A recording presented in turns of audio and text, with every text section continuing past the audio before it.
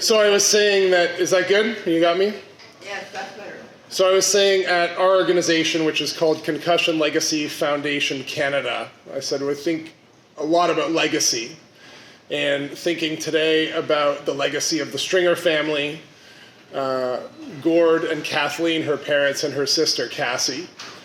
And Lisa talked earlier about the courage of their advocacy, that in the wake of this tragedy with her daughter, that they have devoted their time and their energy. And listen, I've watched this up close. They've become friends. They've sat on our board of directors for years, and it's not easy for them. It's hard to relive what they've gone through in terms of losing their daughter.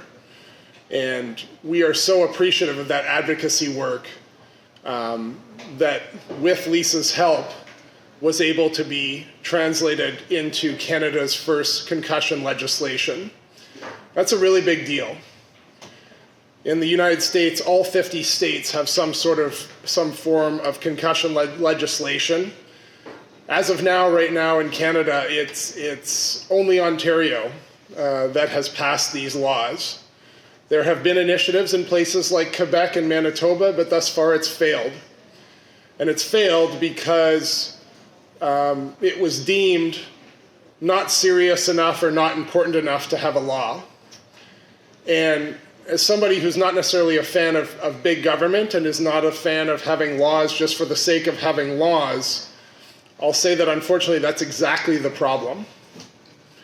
If I could sum up the last 15 years that I've been involved in and around the brain injury space, I will say that we have consistently underestimated just how pervasive brain injuries are and how serious the consequences are. And so if there's one thing that I could leave you with today, it's to take this issue seriously and to start to look around in your own life, in the life of your loved ones, and to look for brain injuries, because the reality is that we miss up to 80% of them. 80% of them are not diagnosed. And so one of the two things to understand in and around brain injury is the difference between concussion and chronic traumatic encephalopathy. And so just show of hands, are there any sports fans here today? Football fans? Hockey fans? Rugby? Soccer? So I'm a former athlete. Grew up in Montreal, 2 years at prep school in Connecticut for football and hockey, 4 years at Harvard University as a member of the football team, 10 years in the Canadian Football League. I've been in and around sports my whole life. I love sports. Sports are fantastic, and especially contact sports in terms of helping personal development of young athletes. And so for a lot of you who follow sports, you've probably heard about our work with the autopsies on former professional football players and hockey players that's being done at Boston University. So that's our group. And as Lisa mentioned, so I started working with those guys on the US side. It was set up by one of my teammates from Harvard University, Chris Nowinski, and Chris set it up. Chris, of all things, after graduating, became a wrestler in the WWE. And don't want to ruin it for any of the wrestling fans in here, but wrestling's fake. But Chris, unfortunately, what those guys do is very physical, and Chris got hit in the head one too many times and started having the symptoms that hopefully most people are starting to associate with brain injury now. Although Public Health Canada will let you know that 50% of Canadians don't know the signs and symptoms of a concussion and don't know what to do when somebody has a concussion.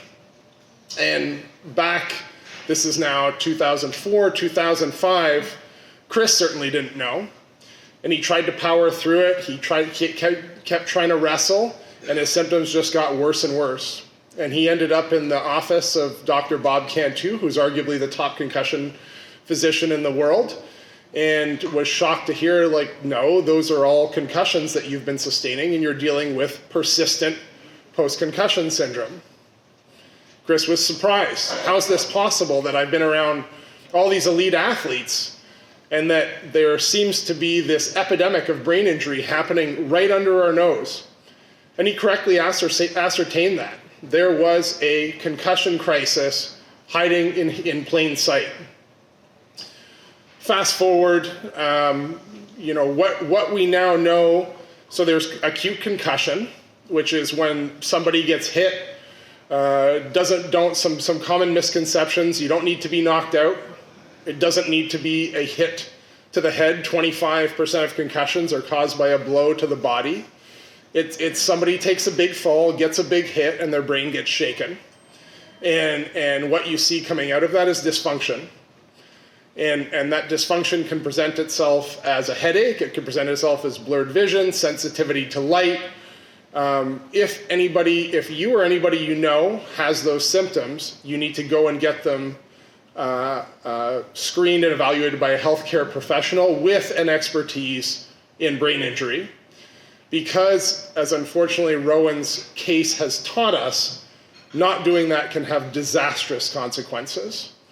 So if there's an athlete in your life, if there's anybody who you know who is getting exposed in any way to brain injury, and again, I'm not saying don't play sports, I'm actually saying play more sports, because sports is really good for us for all kinds of other different reasons.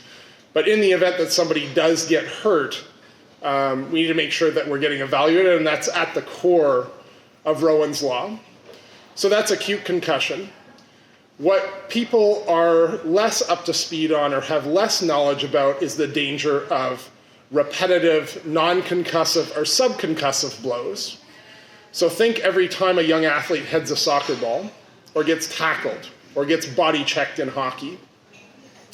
All of those impacts add up over time, and think in the same way water dripping on a stone can also have disastrous consequences. So you may have heard of CTE, or chronic traumatic encephalopathy, which is this pathology that they're finding, and right now it cannot be diagnosed while people are alive. It can only be diagnosed post-mortem. You have to actually autopsy and stain the brain, and you'll see a very, very unique pathology signature that is only found in people who have been exposed to repetitive head contacts. And Lisa talked about some of the symptoms that can come out of brain injury. Mental health is a very, very big one. Lisa mentioned Rowan's ambition was to work as a nurse at CHEO. And actually CHEO put out, right here just down the road, put out probably the best study in the entire world on this. And what they did is they looked at almost 500,000 subjects. They looked at a group of children that came in that had sustained orthopedic injury, and they looked at mental health consequences over time. Then they did the same for a group that had suffered concussions, and they looked at them over time. And what they found that the group had suffered concussions was 40% higher risk for serious mental health issues. So think self-harm, hospitalization. This is not like little garden variety anxiety.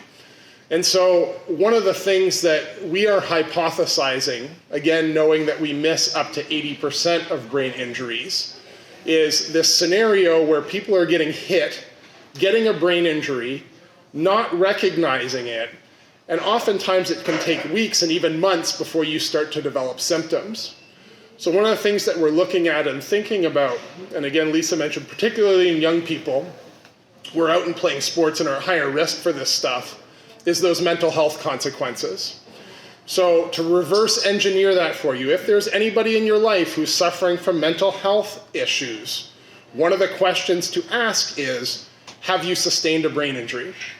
And again, it doesn't need to be yesterday, it doesn't need to be a week, it can be 6 months within the last 6 months or a year. And if that answer is yes, it is a totally different treatment strategy. So one of the other big takeaways I'd like for you to take away today. Back to the repetitive impacts.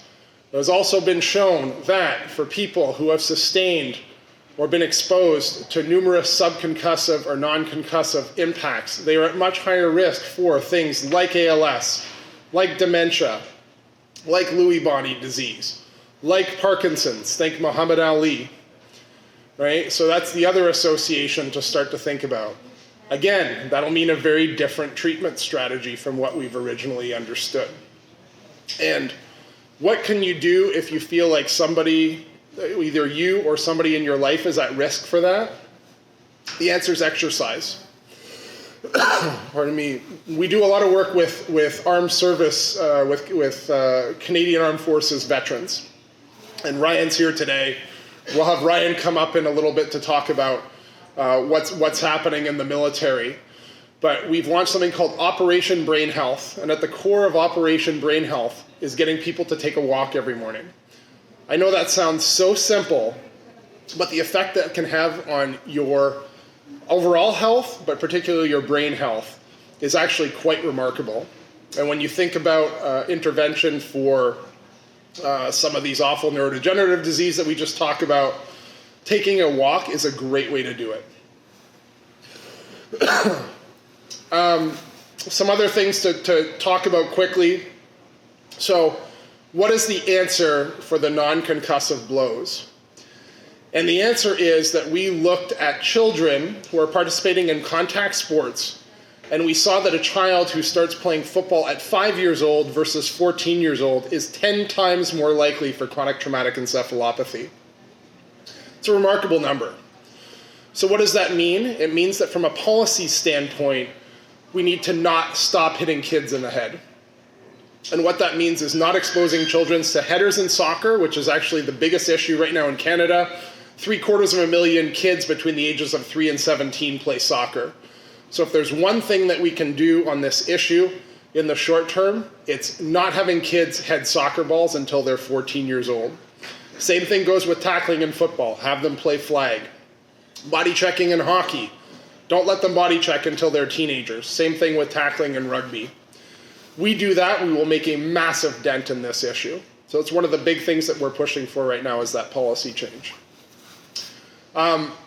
So again, just want to talk about the Stringers, want to talk about their sacrifice, want to talk about Rowan's legacy, and if there are any of those things that we can think about. And listen, Rowan's legacy is already cemented here in Canada.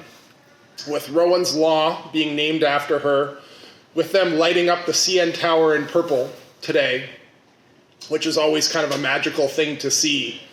And with me here getting to talk to you guys and talking about what the province of Ontario, and again, Lisa's done a great job leading this, the province has done a great job continuing it on. They've got their slogan, which is hit, stop, sit. Somebody gets hit, you got to stop, make sure they're evaluated, and if they in fact are at risk for a brain injury, not if they have one, just if they're at risk, they've got to sit until they're cleared by a medical professional, which is at the heart of Rowan's Law. The second is not exposing children to subconcussive impacts, but stop hitting kids in the head.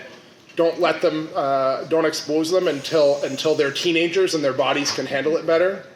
And then finally is this relationship between brain injury and mental health. So if there's 3 things to take away from today's discussion, those are the 3. And at this point, I'm going to pause, and I think we'll start taking questions, because I don't just want to sit here and pontificate to you guys. I want to actually get into the subject matter that you guys want to talk about.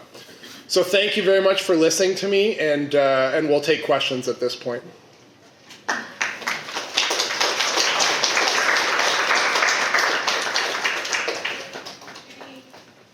So fire away. Yes, ma'am. I'm talking about soccer and heading the ball in soccer. Will they stop doing that? I have a daughter who's obviously in soccer.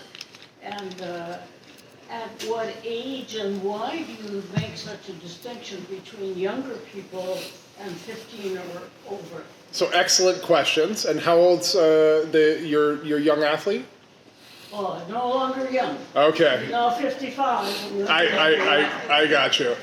So Can you repeat the question? sure. So the question I got asked is talking about soccer and heading. What are the risk factors there?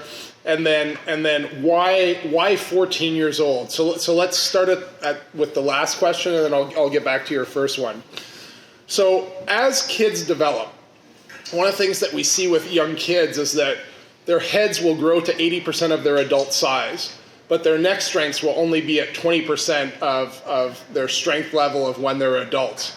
So you see kids look like little bobbleheads, right? It makes them look cute, but they actually don't have the neck strength to control their heads, right? And when you think about risk factor, it's all about the head moving suddenly and the brain sloshing around within the skull. So because they don't have that neck strength and because their bodies have not matured to handle that, that's why kids are much more at risk. Pile that onto the fact that their brains are still developing at those ages. So what we've looked at, and again, looking primarily at football, is that risk factor of exposing kids at 5 versus 14 increases their risk by about 10 times. And that's just talking CT, that's not talking concussions, that's not talking, the mental health consequences.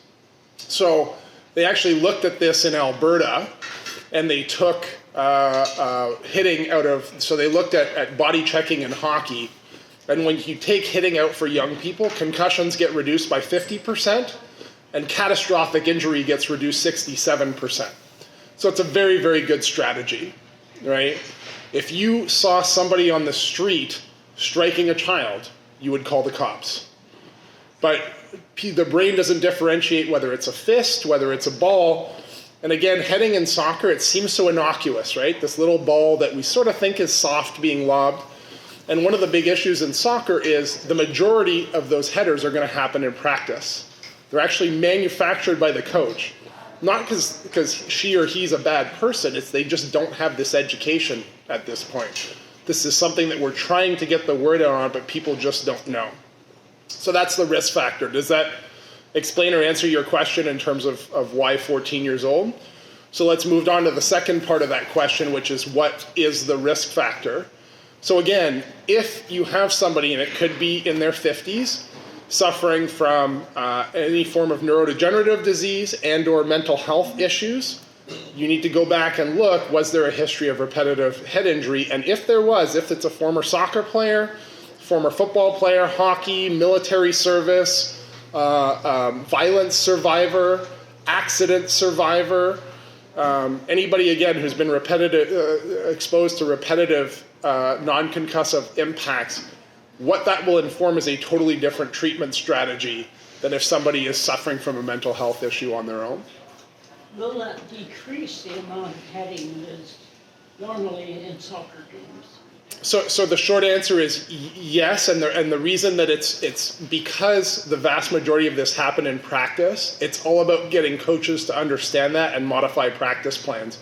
You don't even have to modify the game necessarily, although one of the things that we're currently looking at is where are headers happening on the field, and should we be restricting, for instance, in the middle of the field, not near the goal, should we be restricting headers in the middle of the field and then allowing it closer to the goals? Will that reduce the overall number of headers? And does it really make a material difference in terms of how the game is played? Yeah. Yes, ma'am. Why not ask the little kids to wear helmets? So that's the other one we hear all the time in the brain injury issue is well, how about building a better helmet? And actually CBC ran a story on this, was it Friday of last week?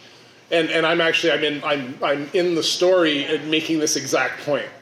So helmets were designed and are excellent at preventing skull fractures and facial lacerations. That's why they're there. They're there to prevent you from cracking your skull and not getting cut when there's these big impacts. What the helmet, and frankly, and listen, we don't want to discourage innovation, so hopefully somebody can solve this at some point.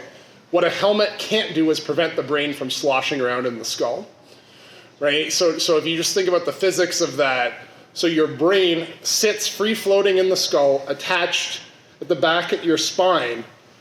There's not really a piece of equipment that you can put on the outside of your head that's going to prevent, again, with sudden movements of the head, of the brain banging into the skull, but also twisting and turning and having a shearing effect, which is where you see a lot of this damage happen. Let's say one of the other interesting things to know is that linear forces tend to not be as nefarious as rotational forces. And there's no real threshold. So you can't say, this guy got hit with 75 Gs of force, that's going to be a concussion, because somebody can get hit at 100 Gs, not be concussed, but can get hit at 25 Gs and then with a rotational force. So like a very a very unpolished way that a guy who used to be a boxer said this to me was, he said, "Oh yeah, that makes sense. I always knew if I could hit somebody and turn their head, I'd make them go to sleep." Right, if you think about that rotational aspect. So does that answer your question? Yeah, it's a little depressing because I do wear helmets for biking and skiing, and I thought that made me safe. Yeah, so great point. And so it does, and it'll prevent skull fractures, right? But from a concussion standpoint, unfortunately, there's just no way, because you can't put bubble wrap inside your skull, essentially. Yes? So we work with a lot of clinics, and actually this is a great time to introduce Taya, who's here with me today. So Taya runs for us what we call patient services. And so we have a service, it's a free service. Anywhere you are in North America, and we actually are up and running in the United Kingdom and in Australia as well, because we have chapters there as well. But if you've suffered a brain injury, and you're looking for medical resources in your geographic area, we've cataloged that. So you can contact us, whether you're in the Yukon, whether in your Nepean, whether you're in Montreal, whether you're in Halifax, and we'll tell you, we'll catalog your symptoms, we'll look at your symptoms, and we'll put you in touch with the best available medical resources in your area. What Taya also does is she runs support groups. So that's one of the things that we see, is anybody who's going through recovery from brain injury does really well connecting with others that are going through similar things and they're able to support. And then finally, we also do one-on-one mentorship. Taya, was there anything that you wanted to talk about that and talk about patient services? No, I mean, I think the helpline is the main thing that we do. And then, yeah. Yeah, so if you're looking for those resources, our website is concussionfoundation.ca, and you put in /helpline. And you'll go there, you fill out the form, and we'll have one of our representatives, somebody from Taya's team, be in touch with you within 24 hours, 48? Less than 24. Less than 24. We've gotten our response time down, so great work, Taya. It's good. Yes, ma'am? Without offending your child's coach or the school, how do you satisfy yourself that the coach is very up to date on the regulations and the policies that comes out of government legislation? So I think the first part of that question is, don't worry about offending them. I think your child's brain and your child's health is more important, so I'll say that side of it. I'll also tell this story. So I have 3 boys, 7, 5, and 18 months. And my oldest was 5 years old, playing soccer. And the coach lined them up on the line and started practicing headers with them. And I'm a former professional athlete who's played for 10 years. I have worked with the top experts of the world on this subject. I still felt weird about going to him about it. It was still hard for me to do. So I always think about, if it was hard for me, what's it like for somebody with no athletic background? There's this usually like the coach type, right? Some big gruff guy who's, maybe played professionally somewhere or whatever it is. And so to go and have that conversation is definitely awkward. And so I absolutely empathize with that, and would just encourage, again, calculus got to make in your own head. My child's brain, my child's well-being, my child's mental health versus offending somebody a little bit. I think it's an easy choice. So I would say that, and then hopefully the resources that we've provided as an organization would empower you to do that. And you can sort of say, well, here's what these guys are saying, right? Here's what the experts are saying. Here's the website. And frankly, we need to do a better job supporting people in that position. So great question. We should do a video on that one, Ryan. Yes, in the back. You have used the word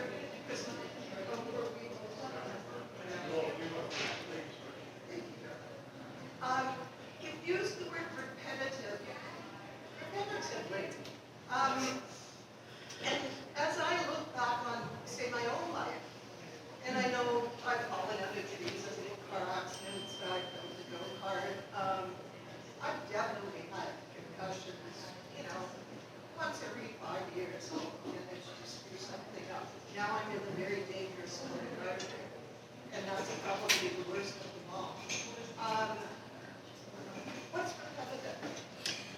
So great question. So we recently put out a research paper that essentially says the risk factor is the number of times you've been hit in the head multiplied by the force of how hard you've been hit in the head. So listen, unfortunately, one hit can cause a brain injury that can cause a lot of these different problems. What we haven't seen necessarily is definitively one hit, for instance, causing CTE, although in theory that's possible, right? So you can have risk from one hit. If you've had many, then your risk increases. So I know it's not a perfect answer to the question because, again, we probably know less about all this stuff than we actually do know at this point. I mean, the brain is still somewhat of a mystery. I'll quote Ken Dryden on it. A hit to the head is never a good thing. So when somebody gets hit in the head, we've just in the past, we've shaken this off, right? Think of the way brain injuries are portrayed in movies, right? What's the plot twist that you always put in if the good guy wants to disable a bad guy but not kill him? He knocks him out, right? And the person wakes up 5 minutes later and everything's fine and on goes the plot. Well, that's actually doing that to somebody can ruin their entire life, right? It can be as catastrophic as having somebody break their neck. But we just don't associate that yet, right? We see cartoons where cartoon characters get hit and little birds circle their head for a little while and then everything's fine, right? We just have this very glib attitude toward brain injury. So it starts with taking it seriously, whether it's one hit or whether it's multiple hits over time. Did the gentleman have a question?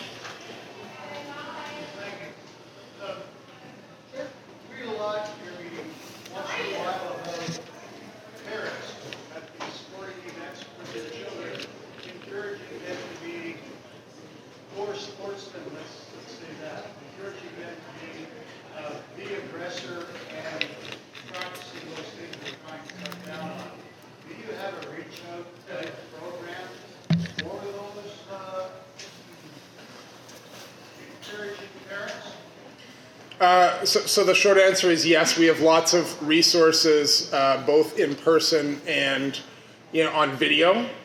And so if you're looking to get a presentation, so we're in 22 universities across the country. And depending on where you are geographically, you can get in touch with us and you can have one of these students come out and do a concussion education presentation. We do it for schools. We do it for sport organizations. We basically can do it for any and all audiences. So we can do that in person. If you go again to our website, concussionfoundation.ca, we have lots and lots of video assets in and around that. Unfortunately, we're not going to change, and this is a real issue, right, is let's call it overreaching parents in sport, right? And a lot of time those parents have been unsuccessful in their own careers, sports careers, and are trying to project this onto their children, right? Like there's a lot of unhealthiness in and around that, and it's certainly an issue. We aren't going to be able to solve that overnight. But what's funny is when you talk to a lot of people who have had successful sports careers, they'll be suggesting things like having children play multi-sports, right? It's one of the things that you see in and around the sporting culture is trying to get children, and I'm dealing with myself with my kids because my kids are good athletes, but trying to get them to specialize as young as like 5 and 6 and 7, which is absolutely absurd, right? And so another one I would recommend is if there's somebody you're trying to convince, show them what they're doing for sports in Norway. Why Norway? Because this little country of 4.5 million people consistently is at the top of the medal count in the Winter Olympics. And the numbers on that just don't make sense. Well, what they've done in Norway is their entire minor sports apparatus is geared towards not having kids quit. Just keeping them participating and keeping them in sport. And again, let's remember, our sport apparatus should not be designed to create NHL or CFL players. Our sport apparatus should be there to develop personal skills that sport can teach. It should be there to develop healthy and good citizens, right? That is the goal, right? And part of that is just keeping kids participating. Why do kids quit? They talk about the car ride home, right? Coming home from soccer practice or hockey practice or a game, and the parent telling the kids, you should have done this, you should have done that, the kid gets sick of it and they quit, right? So if you have somebody in your life, one, go out, you'll find virtually, any athlete that has some sort of track record will talk about participation in multi-sport, not pushing kids too hard and not specializing too early, right? You start a 7-year-old training every day at 6 o'clock in the morning, you're going to burn that kid out before they hit their teenage years. So that Norway model reference that Norway model of just getting kids to continue participating, because if they continue participating, and listen, I work as a sports agent. So for years we've done NFL football players, do CFL football players, and NHL coaches and general managers. And I can tell you that trying to assess a kid's pro potential at 7, 10, 12 years old is impossible, because you don't know how they're going to develop physically, right? In other words, if some kid doesn't grow to 7 feet tall, they're not going to play center in the NBA. Right? It doesn't matter how hard they train. It doesn't matter how hard they work. If you don't have that basic physical structure, you just can't do it, right? So I think there's a lot of misunderstanding, and you're not wrong that culture, or that negative culture that you're talking about is enabling the culture of brain injury, where, those are the same parents that are saying, you got a big game, right? It was thinking back to Rowan. What happened to Rowan? So when Rowan got her concussion, she texted her friends. She told her friend, didn't tell her parents, didn't tell her coach, didn't tell any authority figure, but she told her friend, she said, hey, I think I have a concussion, but we have a really big game coming up, so I'm going to play the game and then I'm going to tell everybody. Well, that was the last game she played.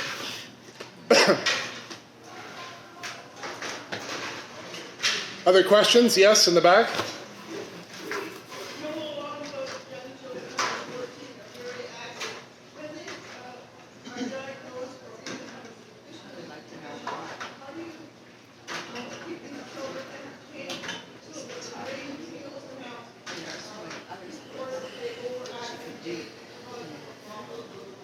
So great question. So I'm not a doctor. I just want to make sure everybody knows that. I just occasionally play one on TV.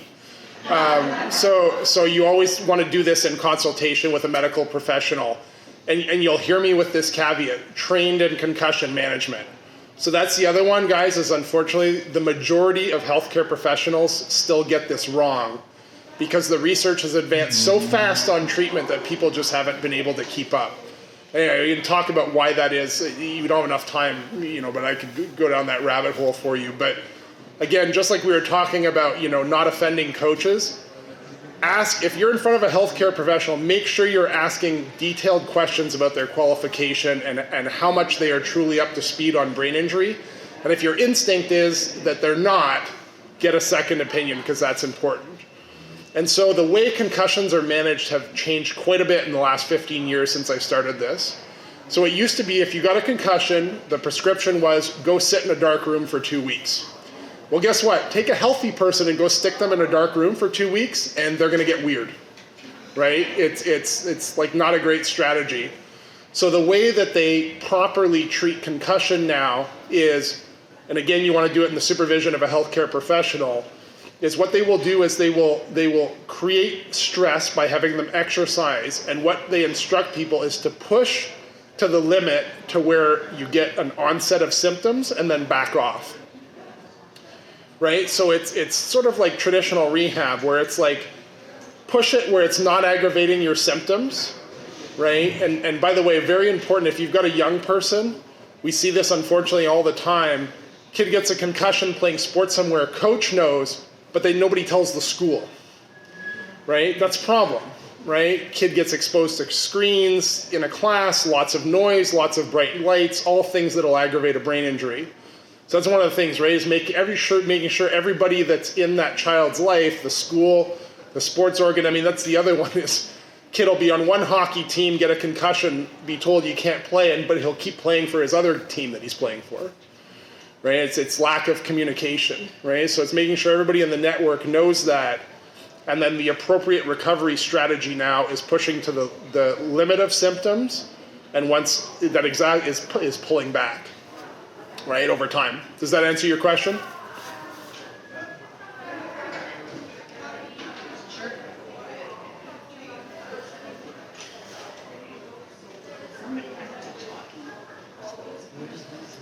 Yeah, so the question was, how do you keep your kids entertained while they're recovering from a concussion? So my answer to that is, right now, as far as I know, none of my kids have any sort of brain injury, and I still don't know how to keep them quiet and entertained. So if you can figure that out, you can share it with me. But that's, again, you want them to just kind of do regular activity until it provokes symptoms. And if it does provoke symptoms, they'll let you know. And that's when you pull them back. Yes? For this question, is music, will music help on that kind of thing to keep them busy and keep the brain on? So great question. Actually, I'm going to call Ryan Carey up to He's going to sing for you. take... Guitar over there. Well, so why this is a very interesting and actually a very insightful question is when we look, and I told you guys earlier, big issue in the military community, big issue with veterans, much bigger part of the veteran mental health equation than anybody realized. And so what we've started to do this from an intervention is what we call Operation Brain Health, of which the 4 pillars are exercise, sleep, diet, and what we call building cognitive reserve, which is listening and playing to music is one of them, playing chess, doing things that stimulate your brain. And so I'm going to bring Ryan up. He's been very involved with an organization called Guitar for Vets. He can talk a little bit about what music has meant for him in his own recovery and what it means for people suffering from brain injury everywhere. This is Ryan Carey. So Ryan played 6 years in the CFL and, as Lisa mentioned, served our country in Afghanistan.